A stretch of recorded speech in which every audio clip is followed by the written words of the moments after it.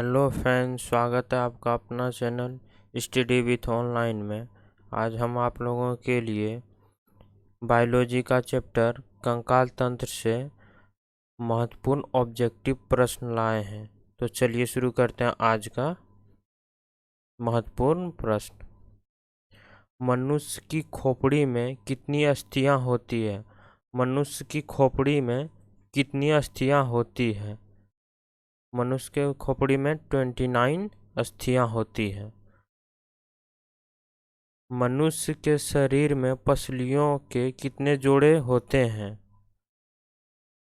12 जोड़े, 10 जोड़े, 14 जोड़े या 11 जोड़े? मनुष्य के शरीर में पसलियों की जोड़े 12 जोड़े होते हैं और कुल 24 होते हैं।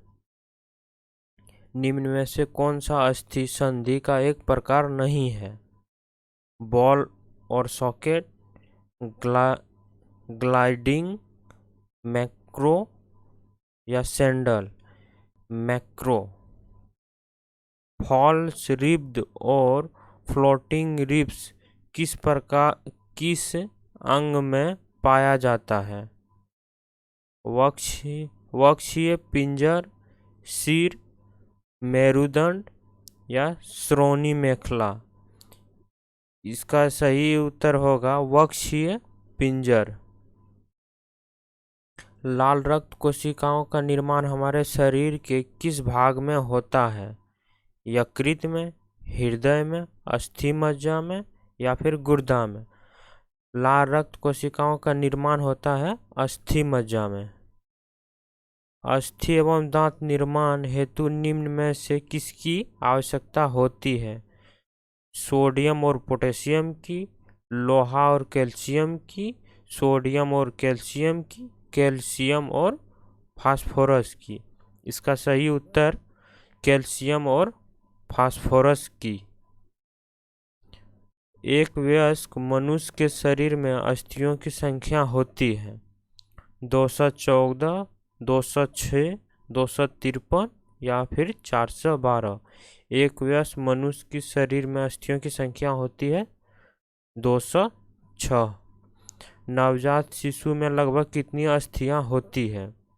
206, 230, 280 या 300? नवजात शिशु में लगभग अस्थियां होती है 300। मानव शरीर में सबसे लंबी अस्थि है अल्ना, हुमेरस, फीमर या टिबिया? मानव शरीर में सबसे बड़ी अस्थि होती है फीमर। मानव शरीर की सबसे छोटी हड्डी मानव शरीर की सबसे छोटी हड्डी कौन है? टिबिया, ट्रेपीजियम, जांघ की हड्डी या स्टेपीज? मानव शरीर की सबसे छोटी हड्डी स्टेपीज है। मनुष्य का मेरुदंड कितनी अस्थियों से निर्मित होता है? 33, 42, 44 या फिर 53? मनुष्य की मेरुदंड में अस्थियां होती है 33। मानव शरीर में दो हड्डियों आपस में कैसे जुड़ी रहती है? मांसपेशियों द्वारा, जोड़ों द्वारा, छोटी हड्डियों द्वारा या अस्थि बंधन या लिगामेंट द्वारा? मानव शरीर में दो हड्डियां जुड़ी रहती है अस्थि बंध या फिर लिगामेंट द्वारा। पेशियों को अस्थि से जोड़ने वाली संरचना क्या है? कंडरा, अस्थि, स्नायु या उपास्थि? इसका सही उत्तर कंडरा होगा।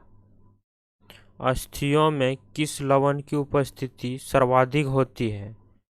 Magnesium chloride, calcium carbonate, calcium phosphate या फिर सोडियम कार्बोनेट? इसका सही उत्तर होगा कैल्शियम फॉस्फेट। कलाई की हड्डियों को किस नाम से जाना जाता है?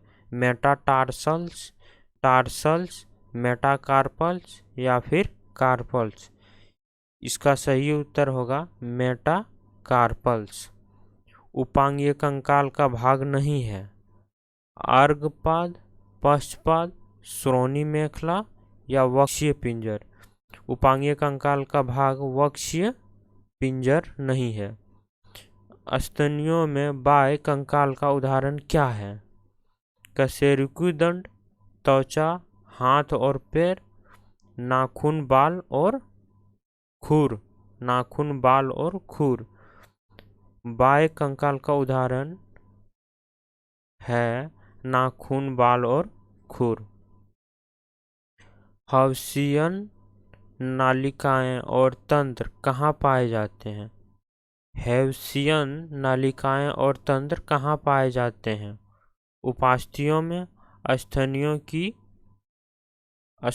की अस्थियों में, स्तनियों के अंतकर्ण में, कशेरुकियों की मेरुरज्जु में। इसका सही उत्तर होगा स्तनियों की अस्थियों में। कठोर व्यायाम के समय पेशियों में क्या बनता है?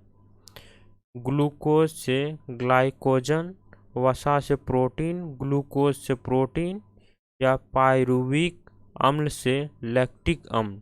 इसका सही उत्तर होगा पायरुविक अम्ल से लैक्टिक अम्ल। स्नायु एवं कंडरा का निर्माण किस प्रकार के ऊतकों से होता है? ग्रंथिल उपकला, विभाज्य ऊतक, तंतुमय ऊतक या फिर आवरण उपकला। इसका सही उत्तर होगा तंतुमय ऊतक। अस्थि कोशिकाओं को क्या कहा जाता है? कंड्रोसाइट, लिम्फोसाइट, ऑस्टियोसाइट या थ्रोम्बोसाइट। अस्थि कोशिकाओं को ऑस्टियोसाइट कहा जाता है। उपास्थि कोशिकाओं को क्या कहा जाता है? मैट्रिक्स, कंड्रोसाइट, पेरिकार्डियम या मैकिल्स। इसका सही उत्तर होगा कंड्रोसाइट।